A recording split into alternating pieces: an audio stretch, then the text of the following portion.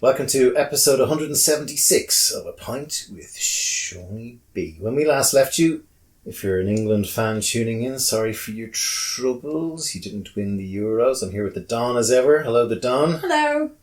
Who just turned 32. Yeah. What's it like being 32? Remarkably similar to being 31. Although I tell you what took the edge off.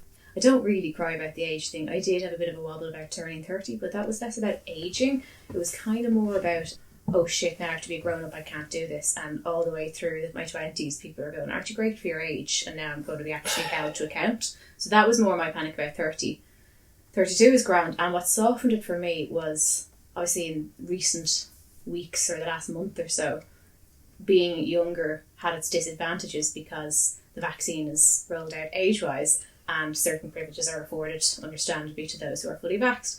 I was kind of getting left behind and going, oh, they're opening things up and the Delta's spreading and I still haven't got my vaccine. So now I'm kind of like, yeah, I'm quite happy to turn 32, and the day after I turned 32 I got my second jab, which is delightful. So now I'm like, if I get it, I get it, but I really would prefer to get it fully vaxxed. So I'm as protected as I can be now, so that's nice. We're not going to talk too much about COVID today because you're probably getting it wherever you are in the world from every angle. Clear that it's going to be here for the long haul, and it's not as simple as just jabbing everybody and moving on with life, so it'll be interesting to see where that goes. However, we did notice with great interest, right, what happened after the English lost on penalties in the European Championships.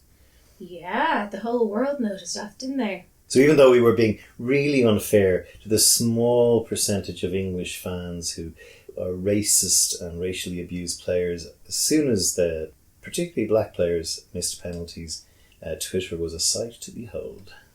Yeah, I mean, we could have been smug. I personally wasn't. I thought it was very unfortunate. Yeah. Anyway, I think England, I don't know whether they've woken up to it, whether they'll do anything about it. We will see. And then after that, we had the Olympics. The Olympics, and Ireland did extremely well. We had 2 gold medals. I think the first time we've won 2 gold medals since 1924. Sorry, we won 3 gold medals, I think, in 1996 in Atlanta. Although our swimmer, Michelle Smith de Bruin, was found cheating after and before. I'm not sure before. Her husband and coach, a former shot putter who was banned for doping. So that's they're tarnished medals, which I don't count, even though Michelle Smith still counts them, and they weren't stripped from her. And she ended up being a barrister. How convenient. Of course, barristers. Did we get 3 gold medals, but it was 2 events, because wasn't one of our gold medals the 2 lads that were rowing? Yeah, but it's considered a gold. I know. I'm just clarifying. Yeah, there were 2 rowers and our boxer, Kelly Harrington. She's a lovely young lass from the inner city of Dublin, working class area. And she won gold in women's boxing to follow up the world famous Katie Taylor, who is still boxing and I think undefeated. So imagine if, and of course we had the Don is very perturbed and involved in the whole trans movement and what's going on there, which is getting a bit silly at this stage. But we had the weightlifter from New Zealand who arrived looking like a slovenly man. Well, I wouldn't showing her snatch, but well, I wouldn't that's say a weightlifting term. Very involved in the. Did I? No, that's lost on me. Some people who like weightlifting will have got that. Oh, okay, yeah. No, I wouldn't say clean snatch. I wouldn't say I'm very involved in the trans rights movement in any way. Obviously, I was involved in women's rights and reproductive rights here, and I am a feminist. However, I would have some differences of opinion with identity politics, and I know when you throw out that word it kind of just seems like you're being right-wing and identity politics. I have some issues with that, and I have some questions around the trans thing. I mean, Laurel Hubbard. Let's come back to the identity politics and the wider thing, because this girl Lauren Hubbard, Laurel, who arrives out on stage looking like she hadn't bothered fucking training, was also shit at weightlifting, but more importantly there was a girl left behind on the New Zealand team for this fucking idiot to come out and fucking bomb out in the first 3. I mean, clean and listen, jerks. If we're going to go there, right, there's the fact that Daddy is very, very wealthy, and Laurel Hubbard was a weightlifter in a previous life. He wasn't shit, but he wasn't great, like, he was never getting anywhere. And now age, 41, 42, 43, something around the early 40s. Now, what what female weightlifter at the top of their class, at the top of their game, is strolling into the Olympics having been injured? Yeah. Oof. Well, we talked about Kelly Harrington. Imagine if some bumfluff knacker from fucking Tala decides that he's not going to make it to the Olympic team, and he decides a couple of years out, I'm going to become, instead of Anto, I'm going to be called Antonia, and I'm going to try and apply for the Irish Olympic team. He then turns into a she, decides he's going to compete. He goes into a bout somewhere with Kelly Harrington, beats her, and goes to the fucking Olympics and doesn't win a gold medal. I mean, it's just like the whole... Look, before you get into I know there's so many debates, and there's the science and there's the over and back. I'm not an expert, but there's a bit of common sense. As you said, Kelly Harrington arrives in and she's at the top of her game, she's to do well. And some chap who was great 20 years ago picked it back up again after a very vague transition and called himself Antoinette, and has been since injured, strolls in his 40s, well above the age of what he's supposed to be doing, and suddenly is great at it. You start going, something dodgy here. And then you're talking about, what does transition mean? And I can't speak to what Laurel Hubbard has had done or not, but the argument was made that testosterone levels were dropped because Laurel's on hormones. Now, the Olympic Committee themselves, they didn't own up to it, but they kind of admitted, well, we don't really know what we're doing in terms of measuring what testosterone level is acceptable or not to be counted as female. I find that simplistic, because if you cut out testosterone altogether, the simple fact is Laurel Hubbard is a person who went through a male puberty. So therefore, if you don't count anything to do with testosterone, there's a simple fact that Laurel Hubbard has bigger organs, has a different skeletal frame. Not really, if you look at it. But like your lung it's very capacity, revealing. Your lung capacity, your heart capacity, even if you could be certain that everything on a testosterone level is fair and even. Yeah, but you're still somebody who went through a male-bodied puberty. So, sorry, that's an issue. We've talked about this not on the podcast, because actually, a couple of years ago I went off in search of people who would be prepared to talk about this. Jan Stonewall Gooding. Jan Gooding, yeah. But, at the time, Jan Gooding was very... And she's kind and she's a nice person. But what has happened since, and I'd love to get Jan Gooding's opinion back, because I value her intelligence and I value what she was trying to do. The whole thing is now fucking out of control. Okay? You won't get anybody from Stonewall. Well, maybe she's left Stonewall. I don't care. I mean, the whole thing is getting out of control on both the left, far left, and on the right, far right. Yeah. And the right of centre and left of centre need to cut bait and just go, get the fuck out of here. I don't give a fuck. That was a bloke out there weightlifting for New Zealand and should not have been allowed in the Olympics, okay? End of. Yeah. Or if she wants to compete in the Olympics, she competes in the men's section. End of, right? So, or you figure out a third section or a third way, fine. But we can't, women shouldn't have to shove over all the time for male opportunities. Yeah. And then you go, okay, and I'm trying to be reasonable here, because I've now, fucking live and let live, and I don't want people to be miserable, and I don't know what it feels like. So I'm trying to be reasonable. But I also kind of go, well, if we're being told that for someone to transition and for their gender to be validated, for them not to feel like shit, for them not to want to kill themselves all the time, it's really important. And I go, grand, okay. But then I go, if it's that big of a deal, and if you really want to be seen as a woman, maybe the first lesson you need to learn is you can't have everything. I think we need to just go much more macro on this. It is getting farcical. It's taking over our institutions.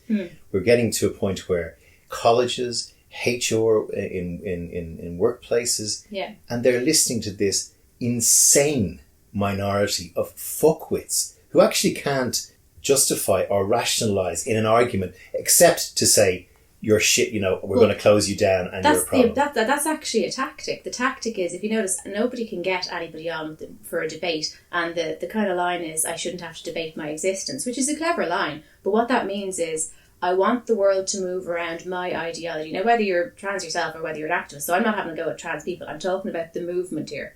And basically, I want everything to change around my ideology to make me comfortable or what I believe in, but I don't believe that I have to have a discussion about it. And that's fine. You don't have to debate your identity, but if you want everybody else to validate your identity, well, you may actually have to come and discuss it. If people feel that I need this explained to me, or I feel this clashes with my rights, or there's a conflict of interest here. So no, nobody should have to debate their identity, but the problem here is deciding that you're entitled to be viewed by other people and to have your ID in a certain way, or to have your identity validated. Well, if you want that, I'm afraid you are going to actually have a conversation. And the point is, we can't back anything up. So we just get this rhetoric of trans women are women, that's the end of it. I'm not coming to discuss it because that's bigotry, and we don't have to debate our identity. Nobody should have to debate their right to exist. We're not talking about people's right to exist. You're talking about your right to be seen in a certain way and treated in a certain way and to be accepted and perceived in a certain way. I'm afraid you do actually have to have a debate and a discussion if you want to win people over. The danger for me is what's important globally right now is that we don't, as a species, fall foul to Donald Trump running America or someone like him again. And we somehow managed to get rid of Duarte and Bolsonaro and these guys because they're not good faith actors in terms of the planet, which is we'll come to later, in terms of people, in terms of working people and or poor people. And basically right now, I'm just fucking over the whole extreme left thing. I don't even, if anyone, by the way, wants to come on the show, and we won't be mean, and wants to debate this and put us right on this, contact us through Twitter or whatever, because we'll have you on, maybe. By the way, I lived in Thailand and I was hanging around ladyboys. I'm not even sure you're allowed to say that anymore, although I don't think the ladyboys would give a shit out in Thailand. You know, well, they identify as and such. Yeah, but okay, but they're probably laughing at this as well. The point is, Thailand. Maybe you've had this on the podcast before. Thailand has a bona fide third sex situation, and no one bats an eyelid.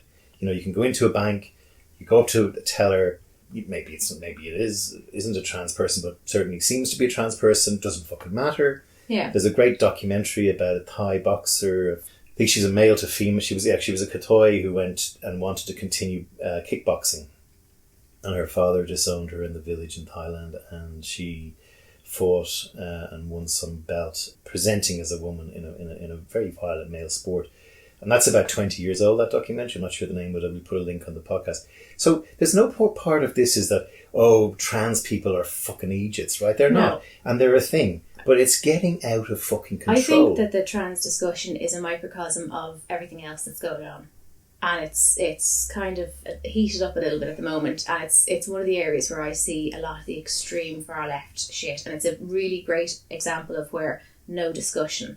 That if you don't fall into line, which is, I find dogmatic, and I find it interesting coming from a country where, like, we grew up in theocracy, and Ireland is bit by bit, you know, there's still too much church involvement in schools and all that kind of thing, but we grew up in a theocracy, and the way that our country has changed in the past 20 to 30 years is massive. So, excuse me for being really wary of dogma and ideology. And so, I want us to be able to have discussions, and sometimes discussions are going to be that someone pisses us off and we kind of go, they're a fucking arsehole, and you don't actually have to have a discussion with everyone. It's okay to kind of go, I'm actually not able for this, but I have a problem with this idea of shutting down all discussion and ploughing ahead. Like, I mean, we've already got social media, we've already got a huge polarisation problem. The Trumps of the world, the Bolsonaros, they're not acting in good faith. They're not nice people who want a fair world, who just have a different outlook. They're arseholes, right? But I also think that people on the far left are not acting in good faith if they're refusing to come to the table to talk about something. If there's this need to tar anybody who steps out of line with this bigot brush, which I don't think is in good faith. You can disagree with someone's take on it, but I think it's in bad faith. We're not going to get anywhere unless people are willing to come and discuss things and work things out and hear out that somebody may have a differing opinion, and I might think they're wrong, but their opinion doesn't necessarily mean they're being bad. They might have a point. I might disagree with their point, but we need to be able to actually hash that out, which doesn't always have to be a debate. Sometimes it's a good faith discussion about how do we solve this problem. The world has moved on. We now have this new thing that we didn't have to think about. What's a solution that can work for everybody? What I can't understand in the trans thing particularly, I can't understand why within the trans movement there aren't a bunch of trans people going, will everyone just shut the fuck up? There actually are. Okay, they're absolutely hated and villainised. Yeah, well, here's what I think has happened. The world for the last 3 years, I mean, we joke about this in the podcast about when I started this podcast 6 years ago, I used to joke about tranny toilets because it was getting a lot of airplay. And of course I didn't mean that trans people shouldn't feel unsafe in public bathroom settings, and that to me there was a very obvious way of doing it, which is converting, handicapped toilets to allow trans or other gendered people to go in there. Have a third space. Yeah, or we move to what some clubs and pubs have done quite well, is where there's a sort of a unisex environment. But at the time, I was jokingly using that as I think, can we all just focus on, weirdly, climate change and things like this that are more important? And I was told to kind of shut up, not by you, but like just be decent. By me. Just be decent. Yeah. And I go, yeah, I will be decent. But it's now gone to a point where I think what has happened is it's a third rail that people are terrified to talk about on shows like this or on Twitter or with their friends. For good reason. For fear of getting absolutely slammed. And what needs to happen is sane thinking people need to step up and go, this is fucking bullshit, right? Yeah. It is bullshit. And the problem I was mentioning earlier about the strongman thing, what it will do is it just feeds the fire of the far right and people going, this is out of control. And they will end up voting for a non-lefty wokeism is killing us. Specific to the trans thing, there is a fear of, oh Jesus, I'm not going to touch that with a barge pole because I'll be cancelled. Now, cancel culture is an issue and there is a lot of that, but specific to the trans thing, I haven't seen such venomous. It's not just cancelling. People are really right to be scared.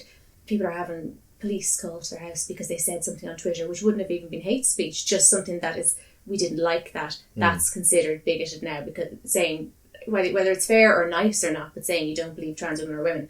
We can't have a situation where you've got cops coming to your door because you expressed an opinion like that. Meanwhile, you've got TERFs, so trans exclusionary radical feminists, getting death threats, getting bomb threats, and you get people who disagree. And some of those people might be unkind and might be arseholes, but they're not actually saying horrifically hateful things. They're expressing a different opinion, even if you find their opinion vile.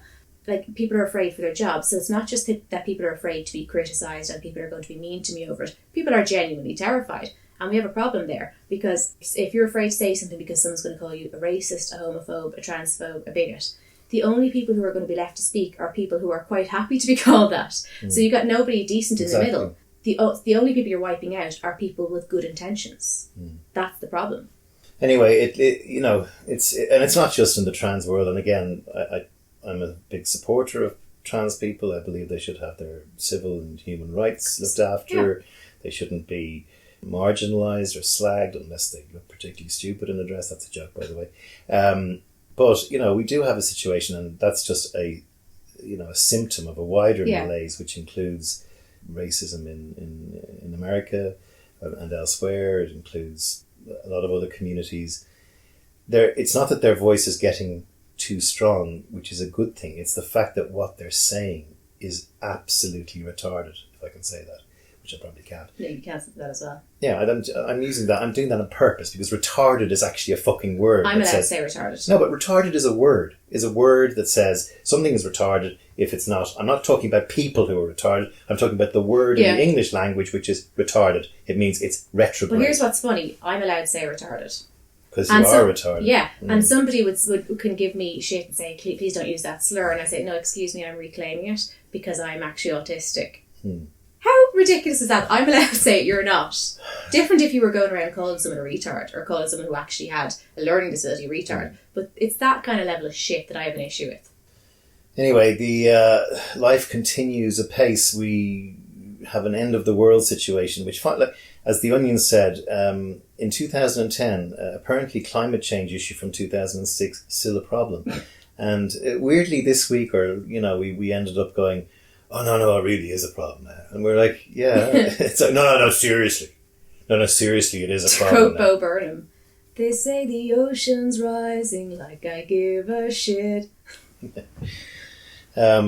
So this week we had definitely now it seems to be sure that climate change is an issue as Greece burns, as America's West Coast burns, as Ireland got some wind that the Gulf Stream was about to pack it in. The Gulf Stream, for those listening, is a warm body of water that comes through the Atlantic from the Caribbean, touches our shores. It's probably not that warm by the time it touches us in terms of jumping into the sea, but keeps our climate more temperate and stops us having, snow-filled winters. That looks like it could be packing it in. So everywhere you look, it's just qua. Yeah. So the climate thing has come up because the IPCC report happened, which is the International Panel on Climate Change. Yeah. Apparently it's a code red for humanity. news. But so I was looking into that, because the other way you just get bits of the news and you go, oh yeah, that another one of these summits or meetings, we've all decided climate change is the problem, and we'll all go, oh god, that's desperate, for about 2 weeks, and we'll panic, and then we'll forget about it for 6 months, and then there'll be some budget where we go, yeah, we're going to tax you for petrol, now shut up about it, and nobody gives a shit for another year. But what I did look at and found was it was the first major review of the science since 2013. So I went, oh, okay, right. Because I can be a little bit like, you see it on the news, somebody had a summit, whatever. But there is actually news here in that it's the first time we've looked at the science since 2013. Not quite what you might call urgent. Should we look at that thing again from 2013 when it said it was going to be fucked? I know, yeah.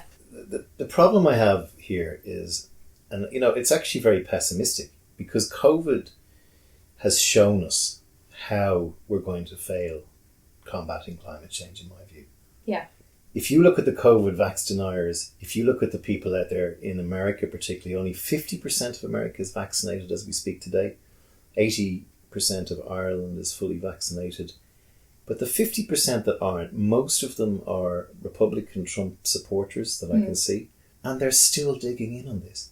Now, the climate issue requires the world. Yeah. Even in Ireland, people in Ireland go, oh, well, we're only 6 million people, and, our cows are out and what do you want us to do? Import beef from Argentina? Sure, that's going to cost more. Everyone has an excuse. And with climate change, the excuses go everywhere. Oh, God, yeah. Well, on that point, actually, I happened across a website which is like Climate Hero, and it offered this quiz to see, are you a climate hero or are you a climate villain or somewhere in between. It's not overly preachy. It's actually quite kind. It's not giving out fucking yards to you. So it's asking you things like, how many people are in your household? What kind of heating do you have? How big is your house? Do you have a car? Do you have a second car? Have you got solar panels on your gaff? All that shit. What about shopping? Do you buy new stuff? Do you recycle a lot? Do you worry about food waste? Do you throw shit out? All big and small stuff. And then it gave you a chance, when you got your result, to take another set saying, which is helping you with what stuff you might be willing to change. So it would say, would you be willing to change your service provider for your heating and stuff like that? And some of the options you can click is, no, that wouldn't be a financial option for me now. So I thought it was really nice the way they did it, but it did challenge you to some of the stuff that you don't do, to see what stuff would work for you. I mean, we know what we should be doing, we know what's bad, but I did find it quite helpful to look at. It was also, to your point of excuses, as I'm going through it, I'm going, well, I can't do that because this, and I can't do that because of that. Yeah, I could sit there and go, yeah, sure, that's what we do, excuses. But we will, and some of them are valid. For instance, it's great if people are going vegan for the climate. But I understand that some people have a shitload of food allergies, and if that one's just not an option for them. Grand. Mm-hmm. But there's going to be an excuse for everything. But I think it's useful to look through what the excuses are, what the hurdles are, and then think, how can we make that better? For instance, if we're using a shitload of plastic, which we had been, and we went, right, let's stop buying water bottles. And I'll drink tap water, but I wasn't drinking enough. But I'll buy a 5 litre drum, not a shitload of 500 milliliter bottles. Am I saving the planet? No. But every little thing like that we can do would be helpful. So if we can look at the excuses people have, and sometimes maybe even change the word of excuse to the hurdles, the things that are getting in people's way from doing better, we can work out how can we as a society make it a bit easier, make little changes more helpful. I mean, I know there were some supermarkets that were they were trying to reduce waste and packaging. You could go and fill your shampoo bottle. Great. But we are still going to end up with this thing that, to be honest, most of the packaging I'm using and the petrol in my car isn't going to touch the sides of what giant companies are doing. But that we can't just go, well, fuck it, China's doing this and the big companies are doing that, so we'll do nothing. This is the conundrum, which is why I say COVID is the model to look at. We will make so, for example, we're the worst plastic per capita users in Europe, possibly the world. I'm not sure. Europe, definitely. Our animals on this island account for something like 70% of our greenhouse gas emissions. So the first thing you have to do is say, we have to cull our national herd, right? How do you cull a national herd? Well, you don't go out and just kill all the fucking cows immediately, but you start today. And you start with things like, as I said before in the podcast, restaurants are only allowed to serve red meat 3 days a week, okay? Yeah. And that's a law. Now, even that thing, imagine trying to get to there. Imagine trying to get to a point where, and imagine the people on the fucking street and the farmers crashing into fucking Dublin with their tractors. saying, fuck you, we're only a small country, blah, blah, blah. And that's just one thing, right? Your thing about the water, plastic. But I wonder to that point, just out of interest, and I don't know, but out of interest, would something similar be achieved if there are tax incentives for, if you set up government schemes that restaurants and cafes that choose to sign up to this feel-good scheme and it's all about Save the Planet, and so they get tax incentives where other people are getting taxes hiked up. But would you be less likely to, it's harder for farmers to get out there and fucking bitch and start, I just think I think there are intelligent ways where we can achieve the same thing. And it's a win-win for a company. This is the problem. Everyone's saying, oh yeah, but let's do this. And what the world is becoming is a microcosm of the Irish government. Yes, they did a good job on the vaccination rollout, but generally speaking, our government is a fucking talk show with no action. Yeah. Okay, everything gets worse every year, and I mean that. Our hospitals get worse every year, our schools get worse every year, our homeless situation gets worse every year, and everyone comes in with ideas and goes, oh, we could do this, and we're setting up a little committee to do that. Meanwhile, things just get worse. Yeah. And what's happening with climate change is nobody is doing something actually proactive in terms of big ideas that say we need to do this. Everyone will agree that we need to do it. Everyone will say, oh, we need to come up with loads of ideas. In fact, we should set up a committee to come up with ideas. But that thing that you said, okay, we have to now engage farmers to give them tax incentives to stop fucking growing cows. And it's kind of like, no, farmers, you need to stop growing cows so that your farm stays intact in the next 20 years. That's the incentive, right? Grow weed, as we suggested on the last podcast. But I mean, when you're looking at because the young farmers don't just take it over from their dad, they'll go and study agriculture. Yeah. So I don't know what they're fucking doing in the agriculture course, but like a shitstorm's coming and weed, that would be all of these people. Their livelihoods don't have to be crushed, because we do have to think about what the fuck are they supposed to do, and it's well and good for us to go, well, we just need to kill the herd and too bad. But like, it'd be a different thing if you're sat there on a farm. But like, fucking get cracking, get on it. I mean, you turn over the paper in Ireland, which shows Greece on fire and the need for climate change, and that report that you referenced. And you turn over the next page, and it's the Taoiseach, our Minister for Enterprise, congratulating some fucking American corporation who's building a data centre in Ireland that's going to create 1,000 jobs. But all the data centres are going to start contributing 30% more carbon into our carbon thing. And we're only building them now. So we're building and we're not taking it away. So the answer, and by the way, this applies, I presume, in most countries in the world. We're not going to do it. So you end up then, and you can be a killjoy about this. We're not going to do it. We haven't got the capability. We can put a man on the moon, but we can't focus our attention to do this. And I have to say, and I know this discussion has been happening a lot in the past week or two in Ireland anyway, that the idea that, well, listen, when you hold to account the big countries like China, and when you hold to account the big corporations that are polluting, then come and talk to me about it. And I get the thing of saying it's not good enough to wait until they do something and we'll just... They're not going to do something. I know, but I also see that when some of the things that need to be changed, for instance, like if you wanted to get a higher score on that particular website, get a lot of solar panels in your house, change things. But some people are living in poverty. So I can really understand, you have to understand that if the boat is sinking and they're using a tiny little teacup to empty it out, but it's really hurting their life to use that teacup, I can understand them going, listen, I'm willing to do my bit, but it's real fucking hard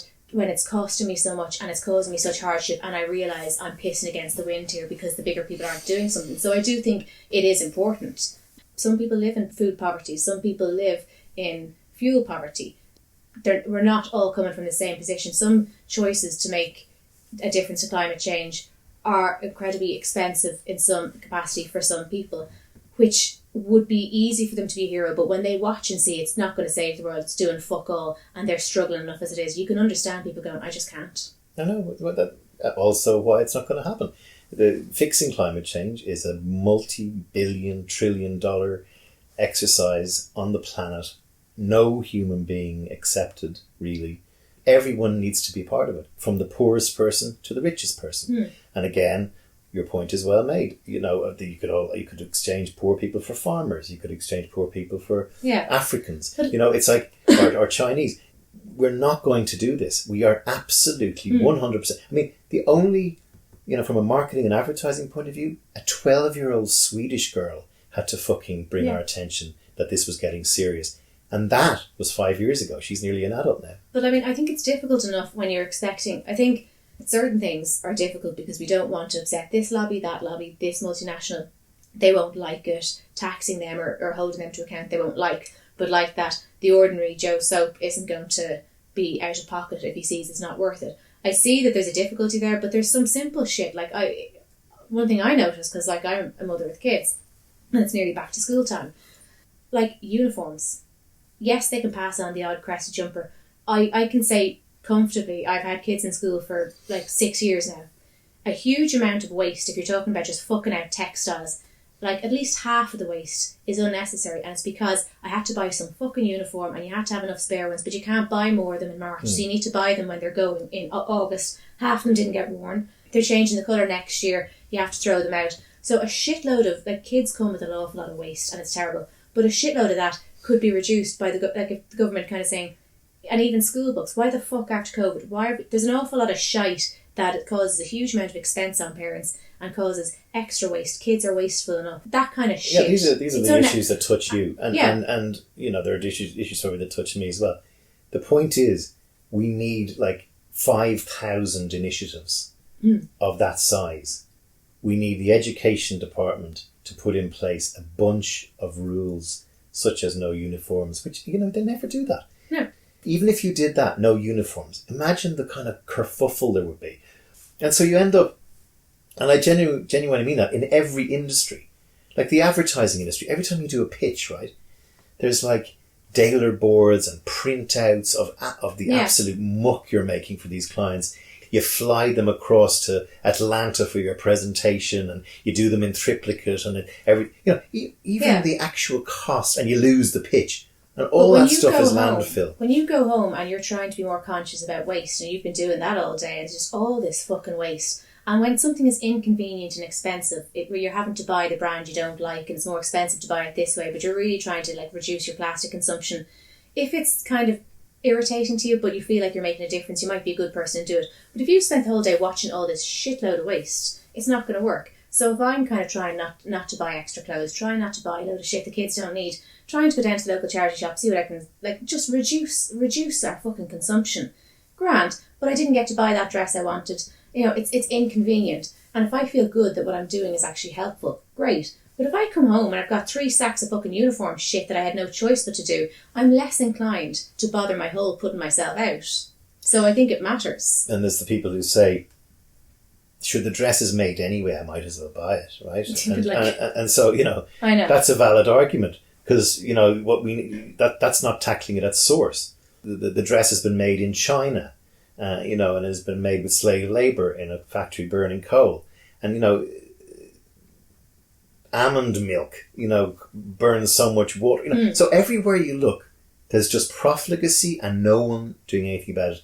Yes, the biggies need to get their shit together, the G7, the COP26, whatever the hell's happening at the moment. But I just so anyway, here's the thing. What do you do? I don't think we're going to fix this. No, I think the world's going to burn. First of all, can everyone stop having children? Because you're actually being fucking morally irresponsible by bringing your child into this world that you're not doing anything to fix. People need to stop having children because it is awful future coming for them of possible global breakdown. Yeah. But it would be nice to see what sort of a child we make. But you see, that's another example. People need to stop having children. People need to focus on this. They're not going to. On that front, right? Now, I'm not being defensive about this because I've been said before, it wasn't in my plan to have children. I love them and all that, but it wasn't in my plan. However, my eldest was born in 2010, my youngest was 2013, and when I was looking at the figures this week, we need to keep below a global temperature rise of 1.5 before 2100. We're at best case scenario, we're going to hit there at 2040, right?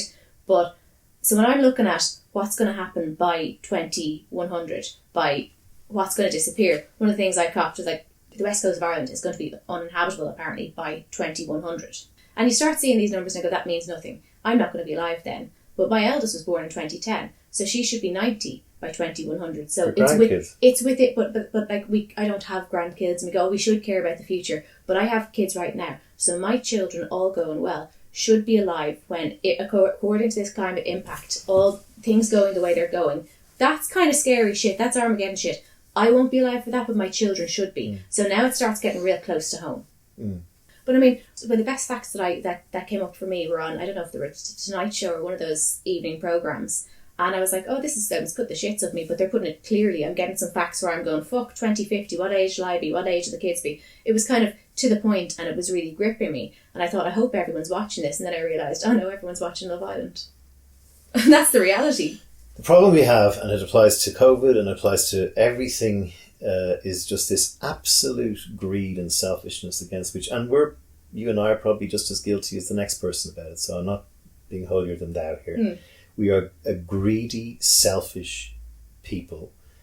The best way of showing this is what has happened in African countries over the last 50 years. Yeah. Right? We could have fixed famine, and we did make some inroads. I mean, the people like Steven Pinker who say this is the best time to be alive, will say that many millions have been removed from the poverty trap, particularly in places like Africa. But that means that they're not living off €2 a day. They're probably living off $2.50 a day, right? And also, it shows the COVID situation shows signs that is reverting back to the norm. We as a species were able to do something in the 60s, 70s, 80s, 90s, noughts now to eradicate world hunger.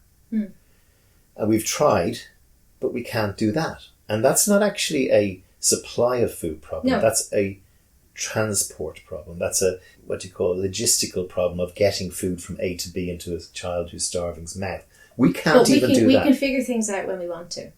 I think if there was an asteroid coming to hit us in 20 years, we would come up with a solution to get it out. But we figured out how to get a vaccine into the arm of anybody who wants one. We figure out how to get textiles sent from Asia to make sure that pennies is stocked up so that we can have affordable fashion. And I'm not having to go with pennies because, again, you've got people who can only afford to shop in pennies. But we have enough supply. There's enough food on the planet. The issue is not that. It's greed. It's about transport. But we can transport what we need when we want to. Yeah. So it's that we haven't bothered our whole because the way the world is set up around money is just a fucking made up concept. But it might step in the way of money. It might be inconvenient. It might mean that we have to give up stuff. So we can fix it. It's just the powers that be. We won't, because the COVID injection thing and, say, an asteroid are singularities. This is thousands of things contributing to a singularity that all need to be adjusted. So if you imagine like a console, we need to be flicking switches in fashion, food, everything. Cows, advertising, every single business, every single approach to life. And what we're hearing is you at home should do more. Yeah. But what we need to do is, as a species, fix things. And while we're at it, let's try and fix world hunger, and let's try and fix other things and make the world a better place. That's the optimistic look. And that ain't happening anytime soon. So what I was trying to think about for the podcast was how and let's just be fucking honest about this. We're not going to fix this. So then we have to ask ourselves, how bad is it going to get? Does it become a 1.7% rise? Does it become a 3% rise? Does the sea level go up by 4 meters or 1 meter or half a meter? So how do we live life? And this is terrible because it's me copping out. I'm saying it's not going to happen. Yeah. Now, that doesn't mean you throw in the towel, okay, and say we don't do anything. We actually, I'm talking about maybe you and me. We have a responsibility as units within a society to understand that we need to do and change our ways. In my view, we're on a beach shouting at a tsunami that's coming towards us. We know we're going to get wrapped up in this tsunami and probably die if we don't die before the tsunami hits, in my case. So how do we live life from a psychological point of view? Most people, I think, live their life by just not caring and continuing on doing their little bit. Yeah, because you're spending your time pissing against the wind, and that's demoralising and it's difficult. For some people, it's incredibly fucking hard. Like if you're pissing against the wind and getting nowhere, you're going, like, I can't fucking do this. It's breaking the bank. It's costing me the earth. It's costing me my sanity because I have enough issues at home and this thing is really difficult, and I'd do it if it was working, but I'm pissing against the wind. I agree with you. Unfortunately, I don't think it's going to get fixed. I think we'll bitch and moan about it. It'll get worse and worse. So if where we were hoping to get to, or we were hoping to hold off till 2100, if that hits at like 2040, right, then we're talking about less than 20 years. So what happens if in less than 20 years, suddenly, like Dublin Bay, the Dart has to be moved, it's getting kind of shitty, you can't sell an apartment there, we've got an issue there. What happens when fucking fires everywhere, half the world's on fire, so we've got all these more refugees that are coming, and that's putting a strain. So when it starts having real financial implications, and when Ireland needs some sort of bailout and the EU goes, no, sorry, because you're not meeting your target, and we're going, but we're fucked, we're in serious trouble. When that shit starts happening, we know it's coming. It's almost like a bold child. We know we're in trouble. Mommy has to drag you out the door. You know you have to go to school. It's now 5 to 9. You know you're going to have your arse is going to be in the chair at 9 o'clock. You know your mother's going to lose the rag. She's starting to get irritated, and yet we're going to sit on the step of the stairs saying, no, I'm not going, and wait until she lets roar and belts the arse off you. That's what we're behaving like. But I still think that's what's going to happen. It'll be 20 or 30 years time where things will start getting real fucking intolerable, and then we'll move anyway because we have to. It's not going to happen, in my view, like that. I think it'll happen the way it's already happening. So what will happen is we'll start putting band-aids on the problem. So we'll end up going, we need to build a dike out in the Dublin Sea, and that'll be a big works project. It'll cost $6 billion to make, and that's to protect Sandy Mount and Sandy Cove and all these places from inundation, a bit like Holland did. You know, there'll be just band-aids put on things.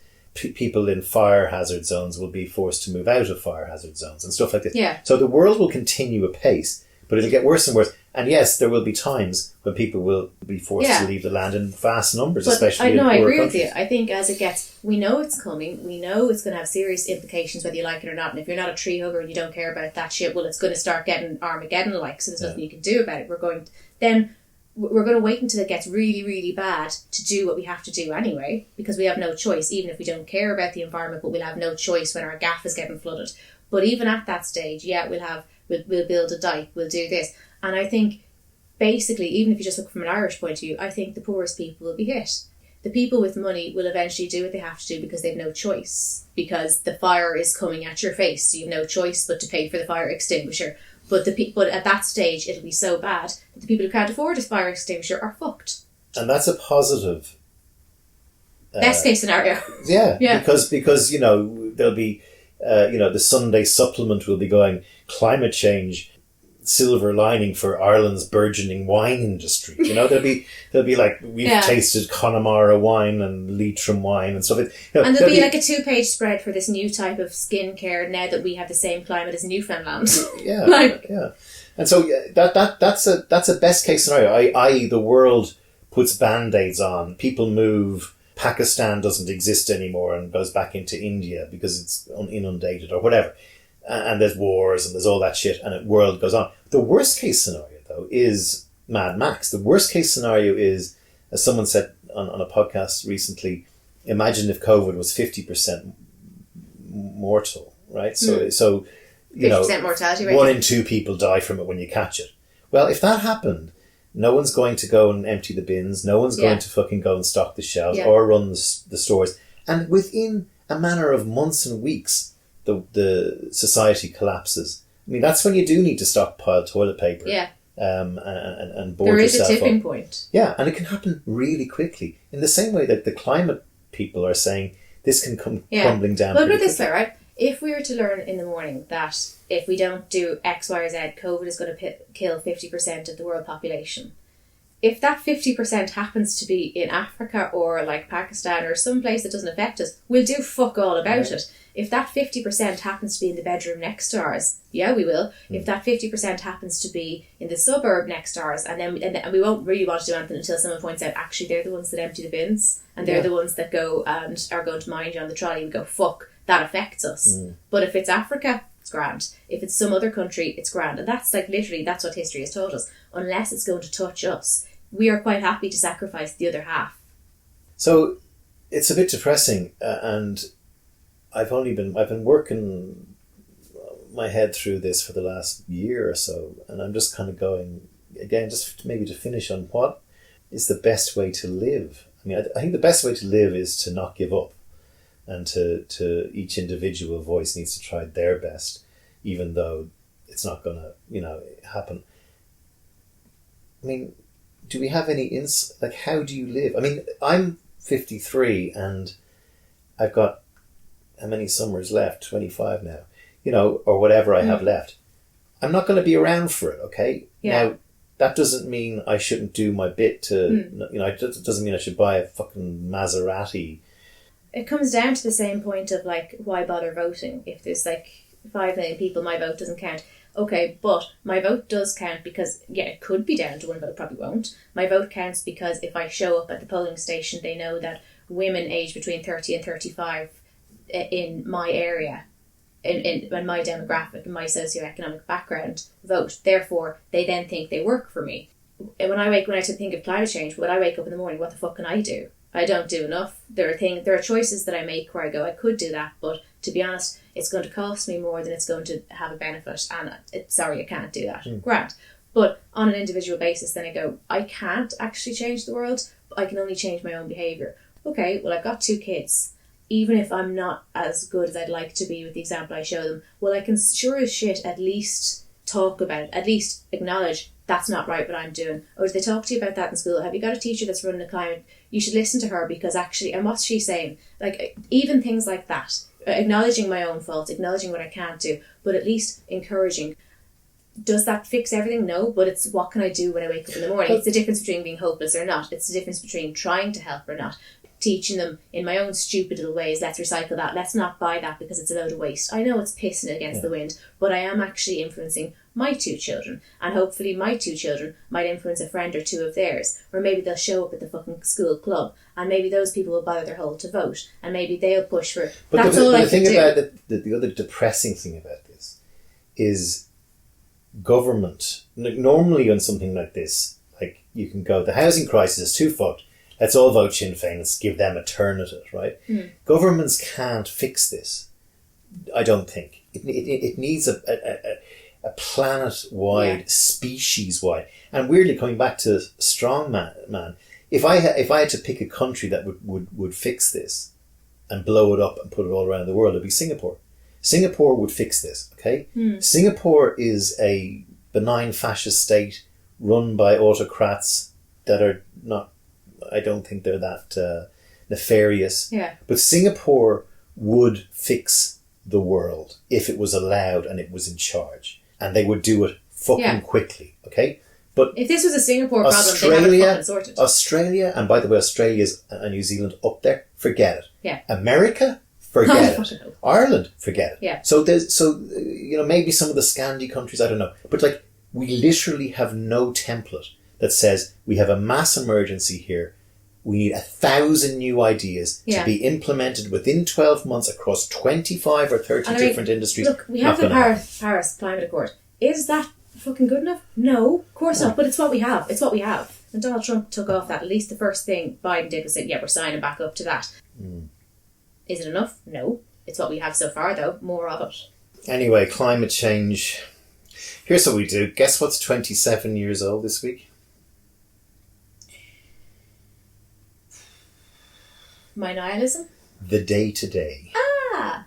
Probably one of the greatest shows ever made. Chris Morris and Armando Iannucci and Steve Coogan did the first kind of spoof Fox News, Sky News kind of show back in the 90s. And it still pops today. It was so prescient. And as a little treat, here's a little compilation from Rosie May, their Environmation correspondent, who was actually a woman with a beard. So that ties back to an earlier show today. Environmation from me, Rosie May. Britain is soon to have its first portable cemetery. The cemetery, which opens to the size of a football pitch and features real soil, holds up to 1,000 corpses. The portable cemetery saves waste. Scientists in Alaska have found a gap between the horizon and the Earth.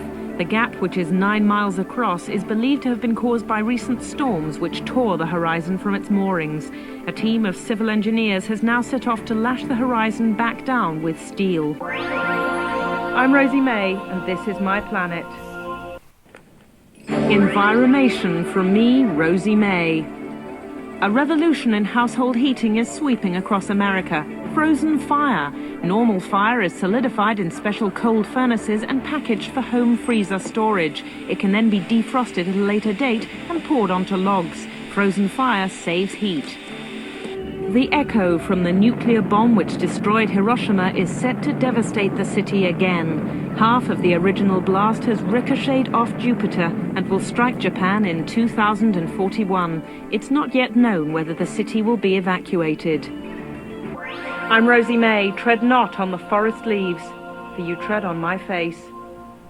Anyway, that was The Day Today. If you haven't seen it, get it out. It's still brilliant and absolutely hilarious. Happy birthday. Can't believe that's 27 years old. No, it's fabulous. Yeah. The brass eye is brilliant as well, which is a... Brass eye, yeah. He decided to push the boat out further there. Also worth a look. And we also found a lovely show, didn't we? Yeah, Joe Lasso is a show about soccer in England, and naturally I love it. No, it's one of those things that's based around that, but that's not what it's really about. And basically everything about it I should fucking hate. Yeah. It's an American football coach who gets hired to work as a soccer coach in England in the Premiership League, and I don't think he even knows the rules of soccer. Wonderful. How many episodes is there going to be? But to be fair, we watched it, we sat there, and we, like, all through the first season, we just sat and sobbed. Yeah. Because it was so nice and it was wholesome. Foot perfect. Weirdly, you know, I'm not a big fan of these kind of sitcom-y type shows as well, but it's absolutely, the first series anyway, the second series starts to falter a bit, but the first series is like foot perfect. It's one of the greatest shows I've ever seen. We watched a few episodes on one of the nights, and I thought the next day, I was like, now Darren, there's no way. We were a bit drunk, and you I thought maybe it was because we were a bit drunk or something, because there's no way I enjoyed that shite, and also, aside from it being football and it's not my kind of bag, it just seemed like one of these shit sitcoms. I was like, no, we have to have been hammered. And we sat there at like 2:00 in the afternoon after doing a bit of a tidy up and just sobbed and hugged each other. It was so nice. So we have, what else is going on? Afghanistan has collapsed like a flan in a cupboard almost overnight, blowing up in Joe Biden's face. Yeah. There was talk on kind of Friday, like the Irish diplomats were kind of being warned, listen, get out yourselves because we may not be able to get you out. And then by Sunday morning, certainly by our time, Kabul had fallen to the Taliban. So it reminded me a little bit of Pete Dunne, who of course was one of our favourite guests on the show, who sadly passed away last year. He hitchhiked all the way to Afghanistan for the weed, and he said it was a beautiful place back then.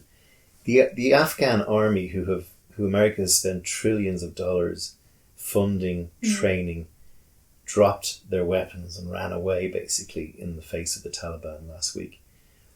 And it's a humanitarian catastrophe waiting to happen. It's got bad ramifications for women. But I kind of agree with America. Get the fuck out of there. Let them sort it out themselves.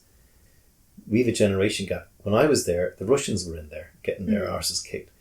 The place needs to sit down and work. If it's going to be a Sharia law place, okay. Welcome to Saudi Arabia. Welcome to most Middle Eastern countries.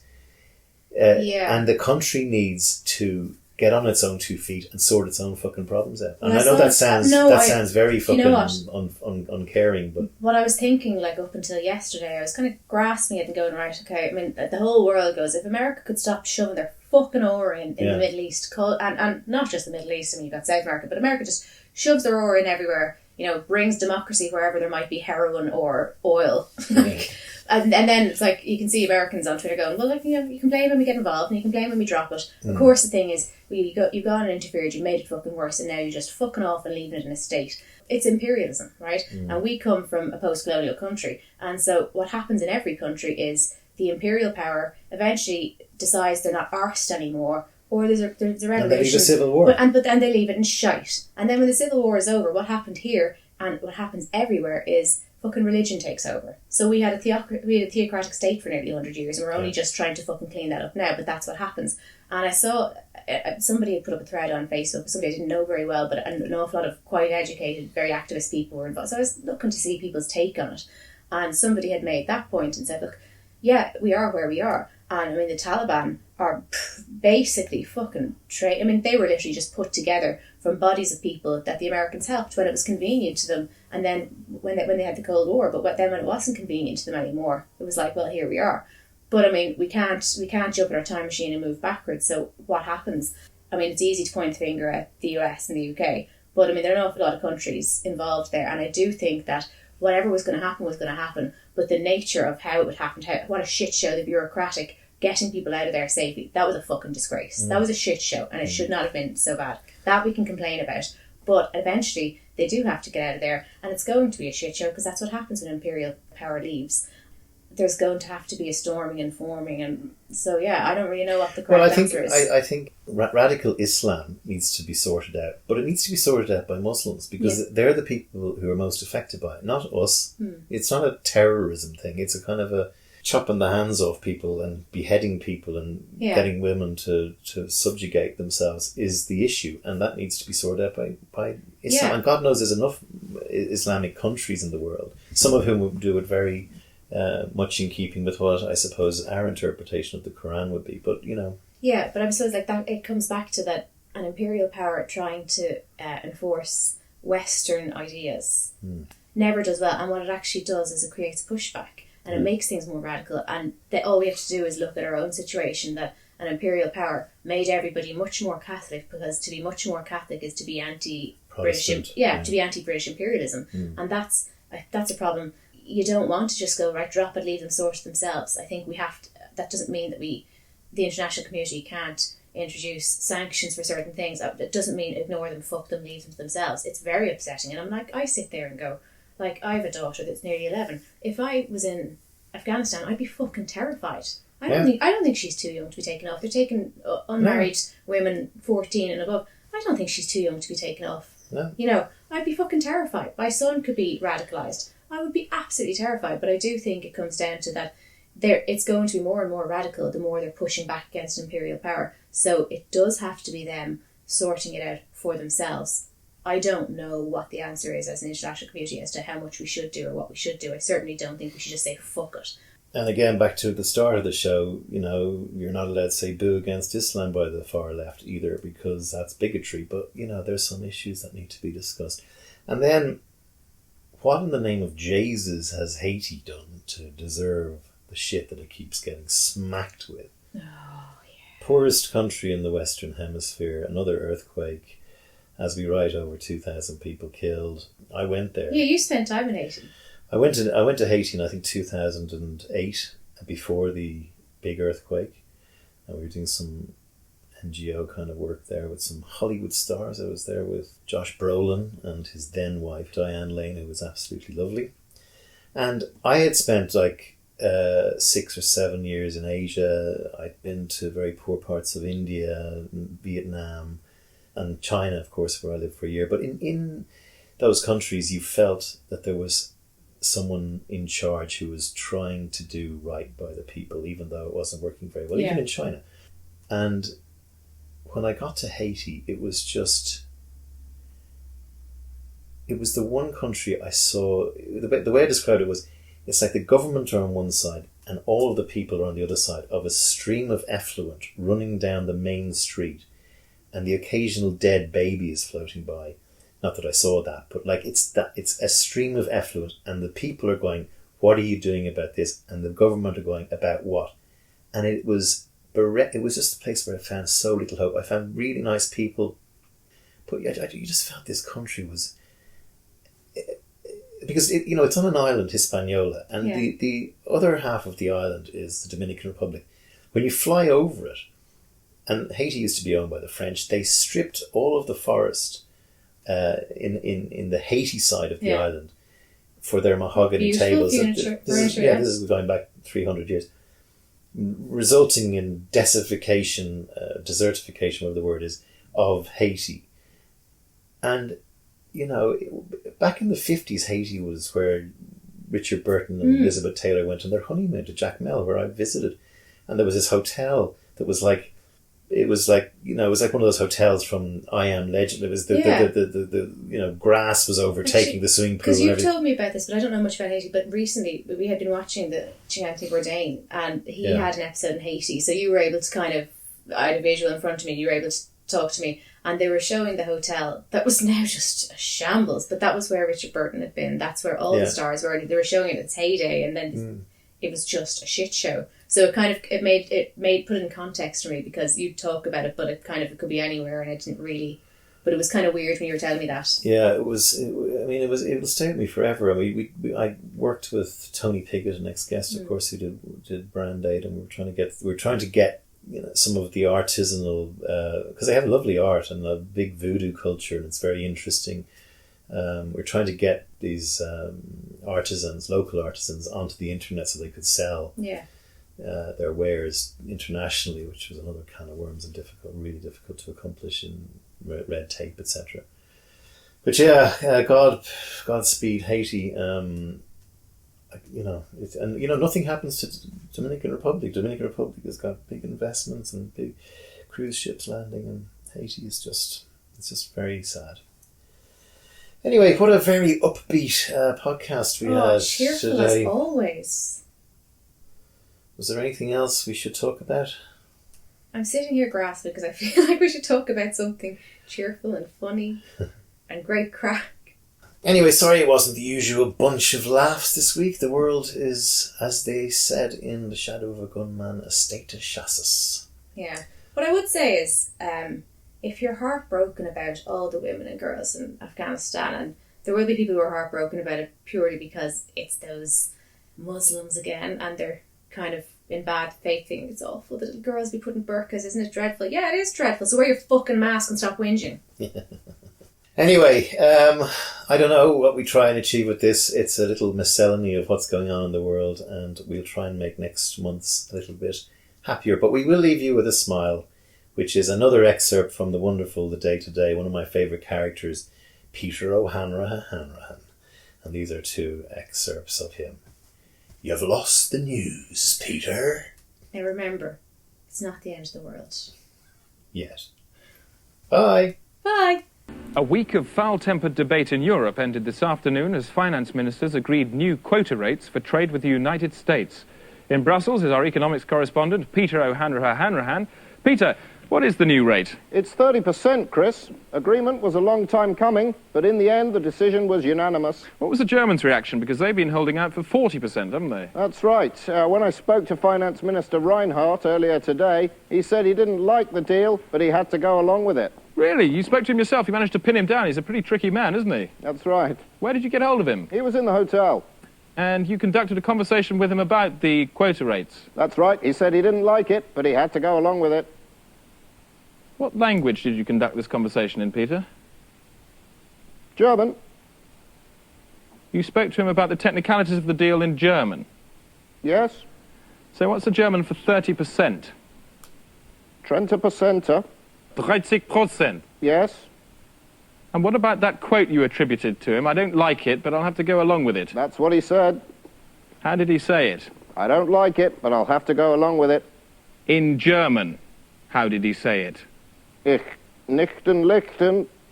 Presumably you mean, rufen Sie ein Taxi bitte, sonst verpasse ich meinen Flug. Yes. No, you don't, Peter, because that means get me a taxi, I'm late for my plane. Now, I'm going to ask you a question. Did you speak to the German finance minister about the new deal this afternoon? No. And what was his reaction? I don't know. Peter, thank you. It's just been announced there's to be a special inquiry into the government's handling of the Froome shipping deal, which flew to pieces last month amid accusations of gross ministerial misconduct. Our economics correspondent, Peter O'Hanrahan, is with the Minister for Ships, Michael Crane. He's just prized him out of an emergency meeting. I'm with the Minister for Ships, Michael Crane. Everything I've just said comes spewing straight back out of his stupid slab of a face. Mr. Crane, choppy waters for the government. Not at all, Peter. This procedure was entirely proper, and I think the inquiry will prove that the government's handling of this matter was entirely proper. So the government's ship back on course? Absolutely. Back to you, Chris. Peter, what the hell was that? This man's made a big-scale cock-up here. You let him get away with it. Now let me speak to him. Put your earpiece next to his head and stand still. Now, Minister, there's reason to believe that you lied to the House. How do you answer that? Well, that is a very serious and unfounded allegation, and I'll be making a statement to the House based on the preliminary inquiry next week. A week is a long time in politics. Rab Butler. Shut up, Peter. Now, Minister, did you or did you not lie to the House? I will be making a full statement to the House next It's a simple question, yes or no. Did you or did you not lie? As the Minister for Ships sprawls on the pin, it's back to you, Chris. No, it isn't, Peter. He's about to answer the question. He's about to admit to lying to the House. You've let him get away again.